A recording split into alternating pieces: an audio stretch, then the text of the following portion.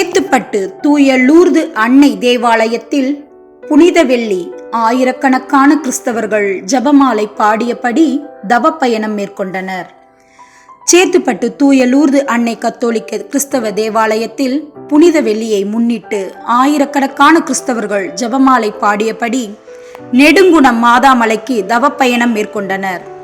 சேத்துப்பட்டு போலூர் சாலையில் உள்ள தூய லூர்து அன்னை தேவாலயத்தில் கடந்த மாதம் திருநீற்று புதன் முதல் இறைவன் இயேசு சிலுவையில் அறைந்ததை நினைவு கூறும் வகையில் 48 நாட்கள் கிறிஸ்தவர்கள் உண்ணா நோன்பு இருந்து தவக்காலம் மேற்கொள்கின்றனர்.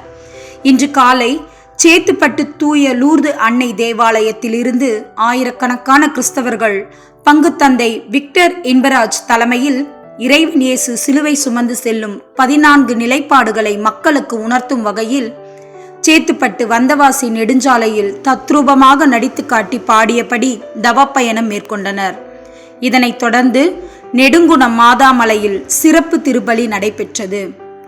இதில் சேத்துப்பட்டு நிர்மலா நகர்மூர கனியனூர், நத்தியம்பாடி, தத்தனூர் உள்பட பல்வேறு பகுதியில் இருந்து திரளான கிறிஸ்தவர்கள் கலந்து கொண்டனர்.